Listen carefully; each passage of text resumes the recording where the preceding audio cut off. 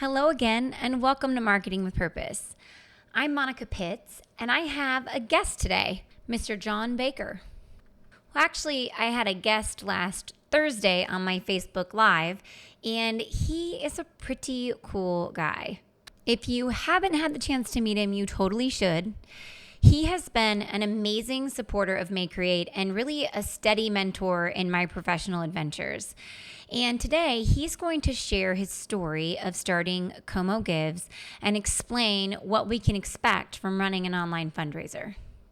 I feel extremely honored that John gambled on my technical know-how and marketing expertise 7 years ago and asked us to accompany him on the maiden voyage of the Como Gives campaign.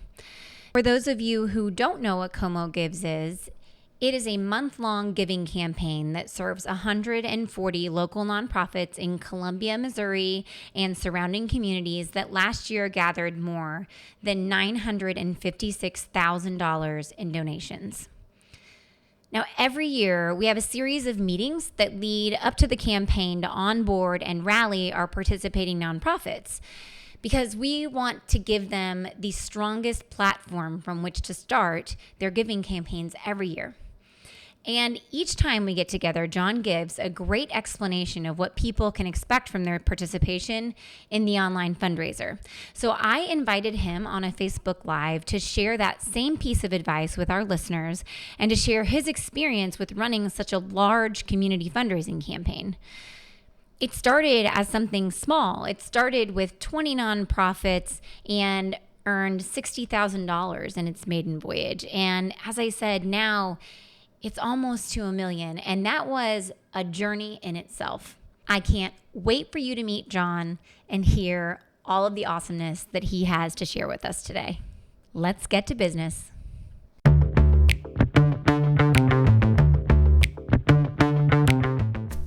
If you're a natural-born marketer, you're one lucky son of a gun. If you're like most people, marketing, especially online marketing, is about as appealing as standing in a police lineup. The May Create team of creatives has transformed websites and digital marketing from craptastic to fantastic since 2005. Our podcast, Marketing with Purpose, makes sense of marketing so you can make purposeful decisions instead of carrying on with the same old crap you've been doing. And now your host, Monica Pitts, founder of May Create, with another episode on how to make your marketing not suck.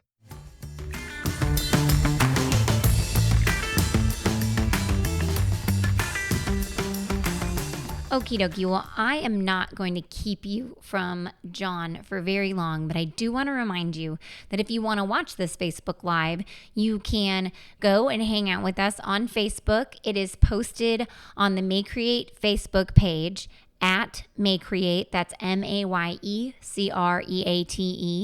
You can also hang out with us in our new Facebook group, which is Nonprofit Marketing with Purpose, where we are starting the discussion with nonprofits throughout the United States, sharing success stories and challenges, and just exploring all things tech, marketing, and nonprofits. So I hope to see you out there. And now I do have to call myself out just a little bit on this whole tech adventure that I'm on, producing Facebook Lives and turning them into podcasts, because we had some audio challenges last week, which was our first one, and then we did have some audio challenges again this week. I promise after we do a couple more of these, we are going to totally nail it. We bought a new computer to be able to run these suckers so that way we can really do a great job of producing them for you. My audio is a little fuzzy, but John sounds great, and he is the most important part of this conversation anyway. So without further ado, I would like to introduce you to my friend John Baker so you can hear his experience with running a large online community fundraising campaign and tell you what you can expect in your participation in an online fundraiser.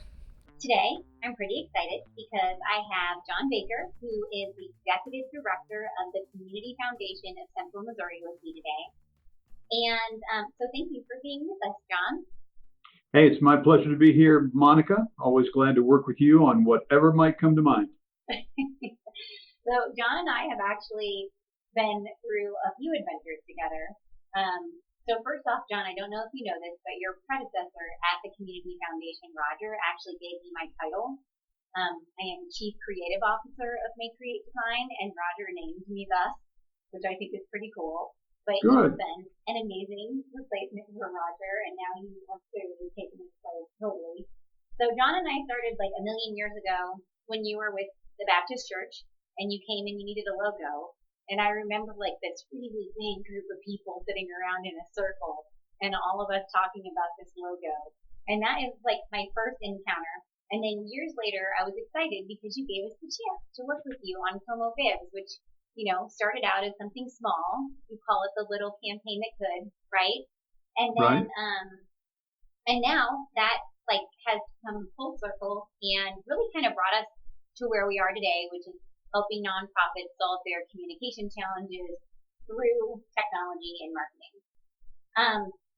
John, first, why don't we start by you introducing yourself to everyone and the Community Foundation, and tell me, what does the foundation do?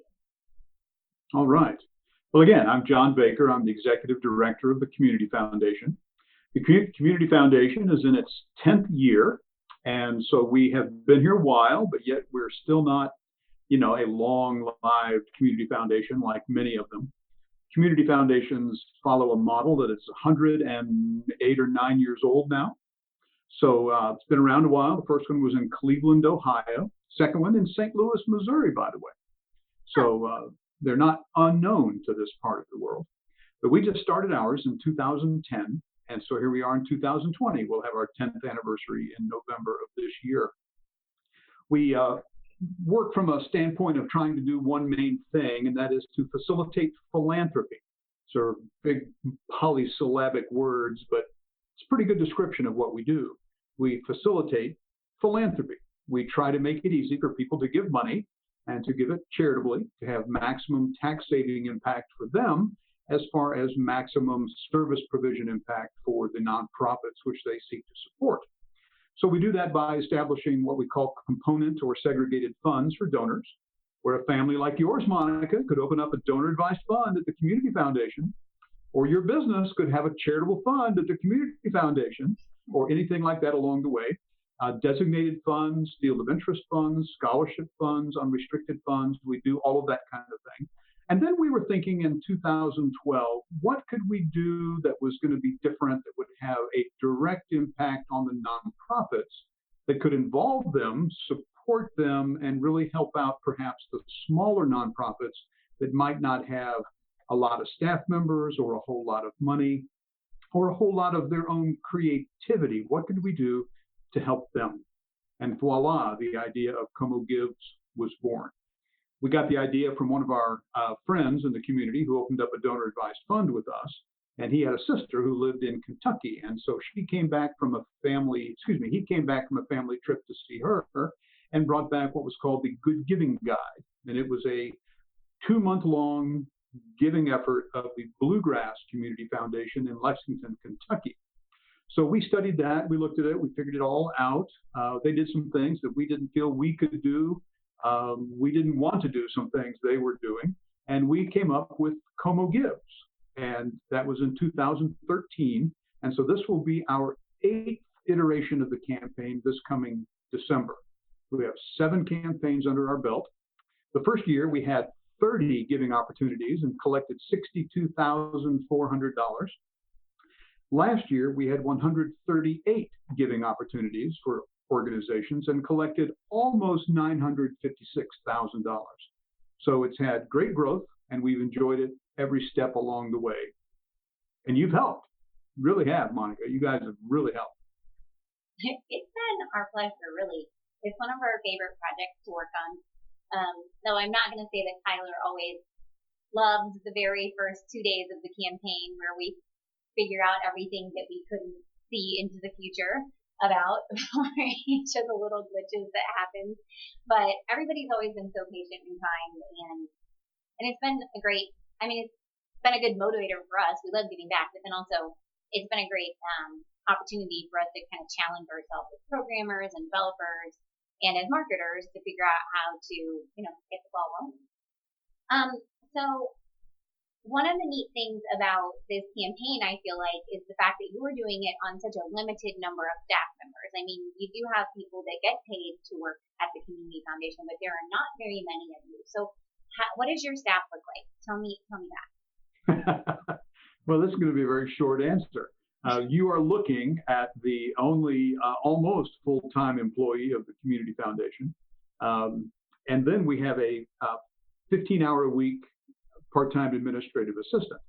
And so between the two of us, we are pretty much the staff of the Community Foundation, which is why we are very careful with choosing the best partners that we can find to do things with us. And so we have a tremendous investment and back office partner that's a few miles up the highway. We have the website Brain Trust with May Create Design for our Como Gives website, which is a very complicated and sophisticated website, which you all kind of have built from the ground up and added to every year as we have made requests of you to expand your services. And every year you all have come through. But we do a lot of our own creative work here in the office. Janet, our administrative assistant, she's versed in some InDesign software, so we can do some of our own print materials. But as far as, really creative stuff, we rely on folks like you to help us get through daily, weekly, monthly, yearly. So we appreciate what you do. Well, we are happy to help. So every year at the Como Gives, well, really at all of our gatherings, you give us a pep talk where you explain what people can expect from the energy that they invest in the Como Gives and tell us, hey, organizations are going to get out what they put into it. And I feel like the organizations that participate in the campaign kind of fit into three categories or three buckets of fundraising people. I feel like there's the people who sit back and they utilize the campaign to get the word out about their nonprofit. And then we have those who use it to get their feet wet and start generating donations online, or they use it as a small kind of year-end supplemental fundraiser. And then we have these people who just go all out and all in, and it becomes like a mainstay and a staple in their fundraising every single year. So I would love you to touch on these different types of fundraisers and tell us, what do they get out of their event?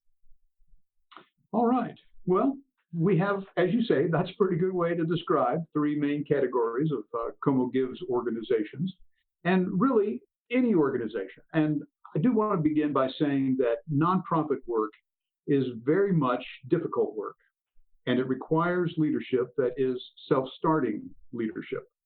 Nonprofit organizations, we all have boards that we have to answer to, and they have certain goals and expectations of employees. But the employees really have to be engaged, and they have to be self-starters to really survive and to excel in the work. You have to be passionate about what you do. You have to want to provide the services that you claim that your organization provides. You have to want to engage in fundraising, which is not always, the world's most fun thing, but it's really incredibly noble work. Because without fundraising, the dollars don't come to the organization, which are then transported into the services and the products that you provide, that the IRS and everybody else is expecting you to do for your nonprofit organization. So let's think about Como Gives just for a minute and the wide variety of organizations that sign up. 138 last year, 7 main categories of service, from culture and arts to animals to education and everything in between. The range of donations for organizations is from $60,000 in past campaigns down to, $60 in campaigns. And there's just a great array of, one could say, creativity or effort or steadfastness or, whatever phrase you might want to think of that creates some of those differences. One of the differences is, who's on your contact list. Not every organization has wealthy people on their contact list. So that can make a difference with who gives, how much they receive. But other parts of it are like How strategic are you being in working the campaign? Are you really sending out those invitation to give emails? Are you really posting creative stuff on Facebook or Instagram? Are you tweeting at effective times of day and doing it enough? Do your board members give? Are you engaged in reaching out to certain people who might do a peer-to-peer fundraiser for you? Again, this is all that intentional, self-starting kind of work that really makes a campaign work, whether it's something that you run or whether it's something that you glom onto, like Como Gives. We consider Como Gives to be like the skeleton of a campaign that is effective for whoever signs on. We provide the bones, but the organizations have to then provide that meat of marketing, the sinews, the muscles of, what we're going to do, the strategy to get our word out so that the donations will come into the campaign. As I tell everybody every year, there's really very little virtue financially of just signing up for the campaign. Now, there is some notice virtue in signing up for the campaign. Tens of thousands of people go to the comogives.com website, and many of them will stumble across or intentionally look for your organization's donation page, and they will read about you, what it is you do, why you're great, why you deserve, public financial support, who your leaders are, that kind of thing. Pictures of you doing your work in action. There's virtue in that. 20, 30,000 paper copies of our printed giving guide. Those are distributed all around Columbia. Smaller organizations can participate in that just like the bigger organizations can. And so there's this sense of equalization that every organization is important when somebody picks up that giving guide and looks at it for the first time. So you do get all manner of good publicity, thousands and thousands of impressions about your organization. But are you converting those impressions and those visits to donations? That's really the work that is required to make the real financial contribution difference. So, if you just want to sign up to be recognized to be in the campaign, you will broaden your marketing footprint and there will be more people who learn of you. That's good.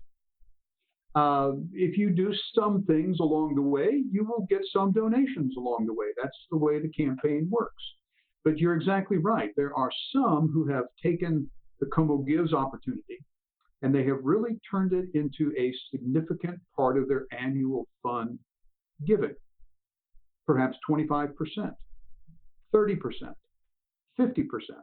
And if it weren't for Como Gives now, they would really have to scramble to find some end-of-year way to get those dollars in because the campaign has been so effective for them. Now, we didn't start, as you mentioned earlier, we didn't start at $956,000. We started at 62. So, we've learned along the way. The organizations have learned along the way. And I want to throw some public kudos your way, Monica, because the marketing seminars and workshops that we've had in past years have really done a lot to help these nonprofits with their marketing year-round, not just for Como Gives. So part of your company's impact has been to help educate and to train the organizations that are willing to go through the work of self-evaluation and self-reflection and strategic planning and putting stuff on calendars and really doing it with people. You've really helped them move forward. And so, we thank you very much for your good work. It's always fun. It's definitely like a landslide getting to the workshop, but then we get there and it's great to hear everybody's input. And I especially like one year we had less nonprofits, so we had more space to work with, and everybody broke out into individual brainstorming groups. And I loved walking around and listening to all the conversations going on in the group because I felt like I learned a lot about the other challenges that I needed to help solve. And we could solve through, communication implemented through marketing and through technology. So kind of to piggyback on what John was saying, I feel like, the people who participate in Como Gives, for some of them, they're super, super small, and that giving guide is like the only piece of printed content that they have about their organization, and they're always really proud of it. I love to hear them tell the stories about how they go give it out to all of their potential contacts, and it's kind of great because it gives them a reason to go out and talk to people because there's only this giving window. I feel like for those of you who are runners, like or not runners, maybe you're thinking about running. Like one of the first things that I did when I got into running was I signed up for a 5K because I had a deadline and I had a reason that I had to train. And then I signed up for a half marathon because I had a deadline and I had a reason to train. And I feel like Como Gives kind of gives that incentive for people to go out and talk to people when they maybe weren't as comfortable in that role before. And it gives them that, like, vibe to go out and hang out. And then two, there's a lot of people that come in and this is their first year with online giving. And so their constituents, their donors, they're not used to this yet. This is a new thing for them. And so the first year, they might make a couple $1,000, but they're not doing anything amazing. And then the next year they're like, oh, I get how this works. And then they do so much better. And I think that regardless of whether you're doing a fundraiser with Como Gives or you're doing it on your own, that same transition can happen. Like you just kind of got to go in and get your feet wet and try it and realize that the first time isn't the perfect time. And everybody knows that, right? Because it's the first time you've done it. But then I love to see them succeed. And you guys even started offering a challenge grant for the people with the most improvement in their campaigns year over year. So that way you could motivate them to come back and try again, even if their first year wasn't the best year for their, new adventure into online giving. So it's beautiful.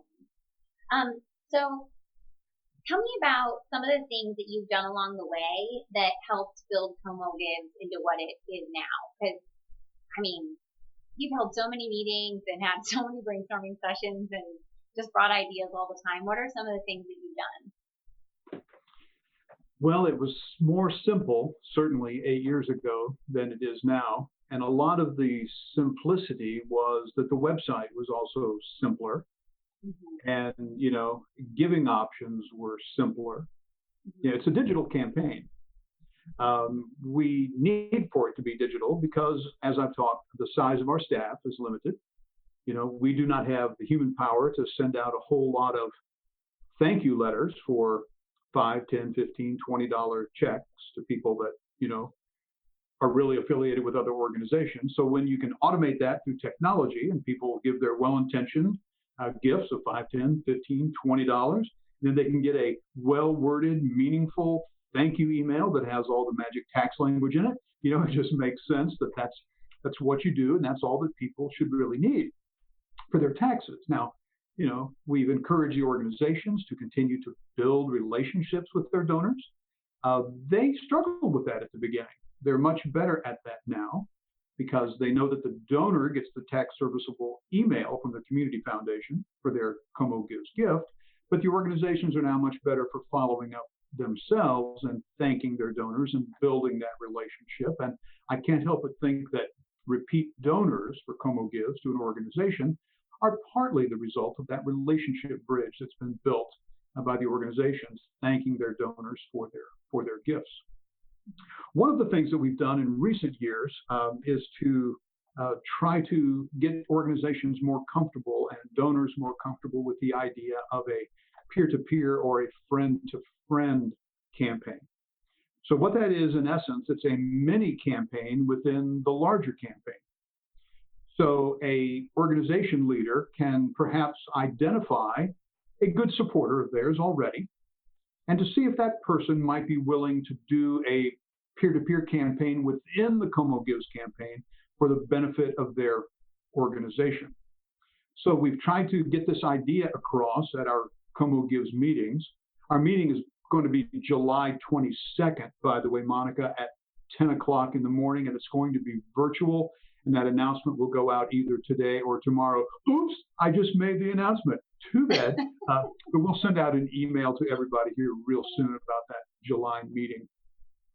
But peer-to-peer can be a very powerful and productive effort on the part of the organizations if they will think it through and plant the idea seed in the right community leader's mind who might do a peer-to-peer for them. So the peer-to-peer leader puts out a challenge, like I'm going to, drink 2 gallons of lemonade in an hour. Please don't do that. It wouldn't be good for you. I'm just creating something. If my friends will give, $12,000 to my peer-to-peer campaign. So they get their own little donation URL or link that they share with their friends, and their friends make their gifts through that donation page. That link is on our Como Gives website. And all those donations then show up on that person's peer-to-peer page on the campaign, but also on the organization they're supporting on that main donation page. And the website keeps track of all of that. And then the person does it peer-to-peer, can track the progress of their challenge.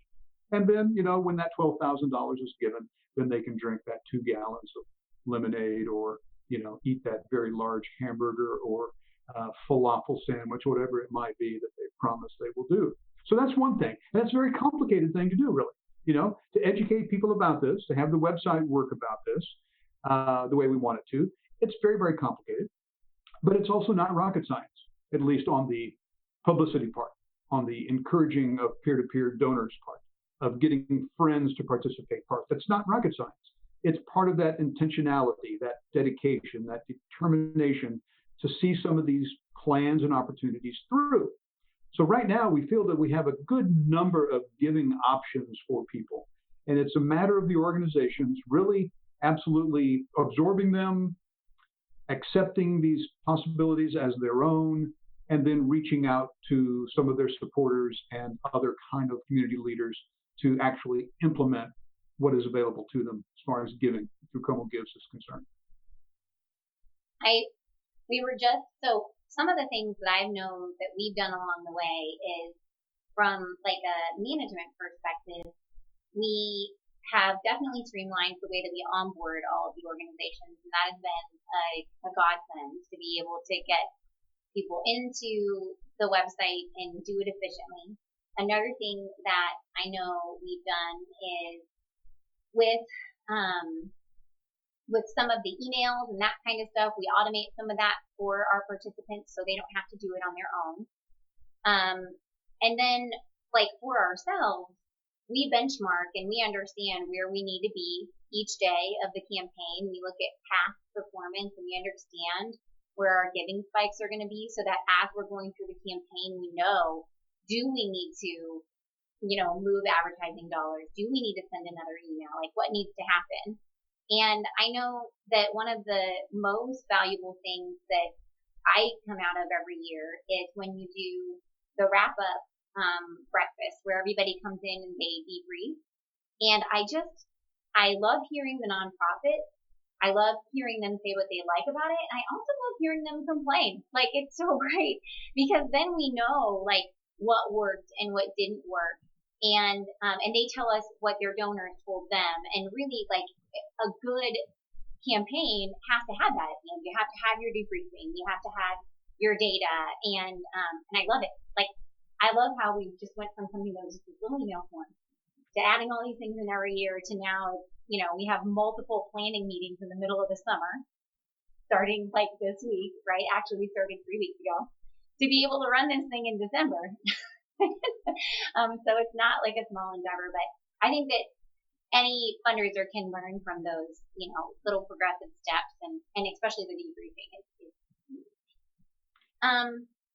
So, all right.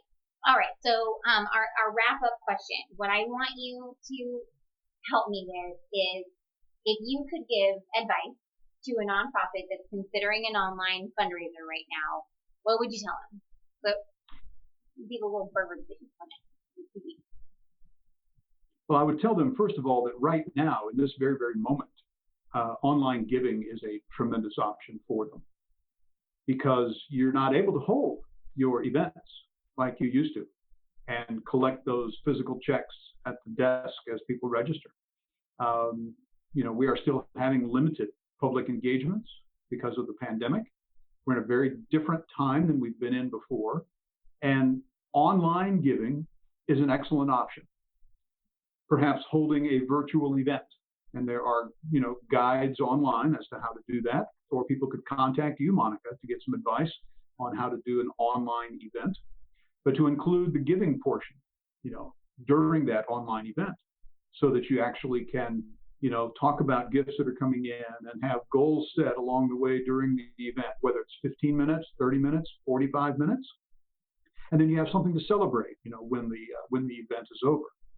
Or you do something more like, Como Gives, where you find something that's existing already, and then you get your organization involved with that. The beauty of Como Gives is it's local. All of the money that's given through Como Gives is local. Community Foundation keeps nothing back from Como Gives gifts. We don't feed ourselves from the Como Gives campaign. In fact, the Como Gives campaign is offered at a loss by us every year. It's a service that we offer the community. Yes, we charge a fee for it, but the campaign itself costs more than the aggregate total of all of those fees. And so, it's a great opportunity, and everything stays local with Como Gives. So you're not doing GoFundMe, you're not doing Indiegogo, you're not doing any of those other kind of platforms in other cities that are going to keep a portion of the money that's coming. It's all here locally for local benefit. And so we would encourage organizations to be part of that if they have not before, to think about that and contact me. We can talk about it. But as far as online giving goes, you have to have a belief that it is something which is for you, can happen, will yield results.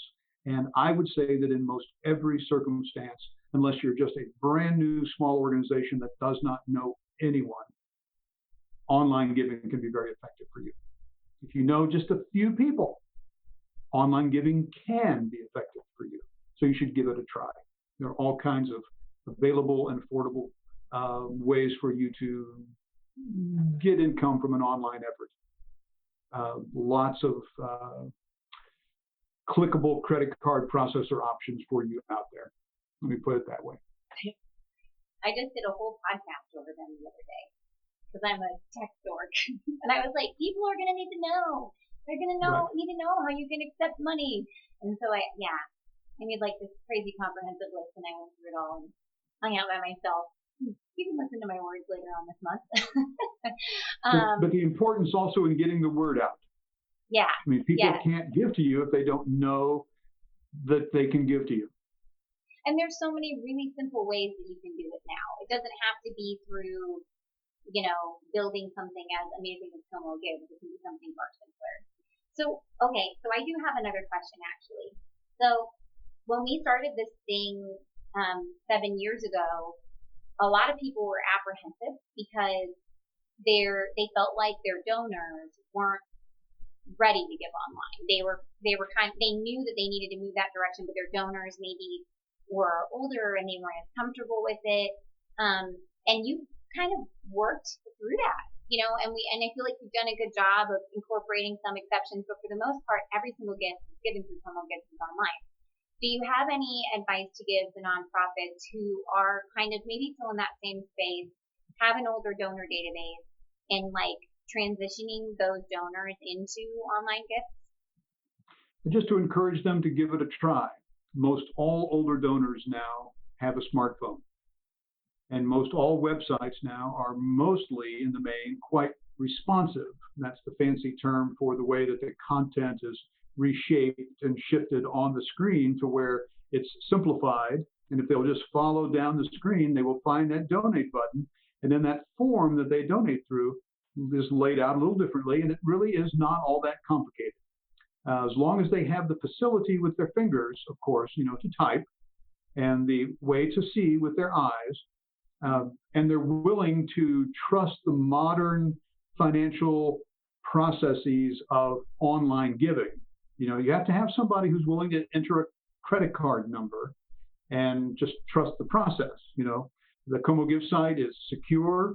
Our credit card processor that we use is a local bank. It's very, very secure.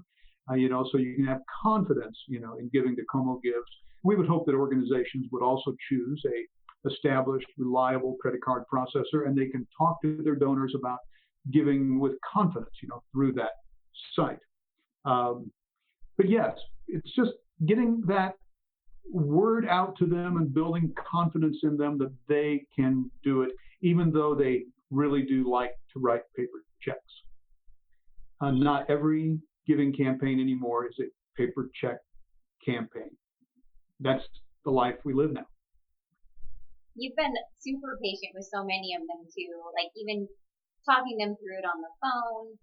We've done the occasional screen share in a service like this where we talk them through it. So we've used all avenues of communication to help move them through into this journey of online giving. So I feel like, yeah, you've just been really supportive of them no matter what. Like I feel like that's one of the great things about you. You never get like, well, not to me at least. You're never like super outwardly frustrated at this situation. You're just calm and you're like, all right, let's figure this out. Let's get this fixed. And I'm sure that especially for the older donors, they really appreciate that attitude and that support. I know I do. And Eric does. Thank you.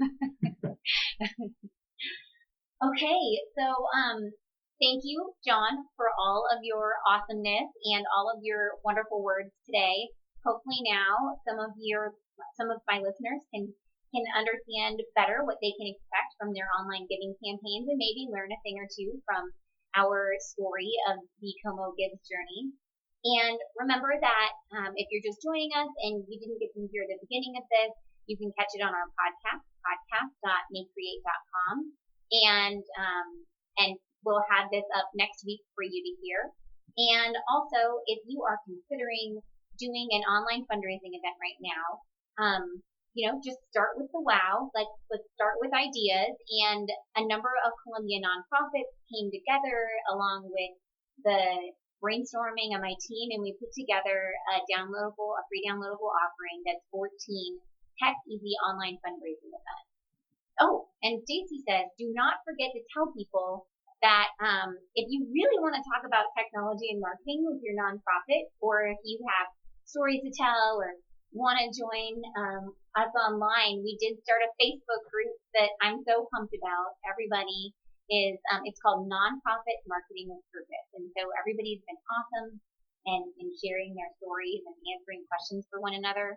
Like there was one person who asked, how do I know whether, how do I know how to diagnose why a Facebook post did well or not? I can't seem to figure it out.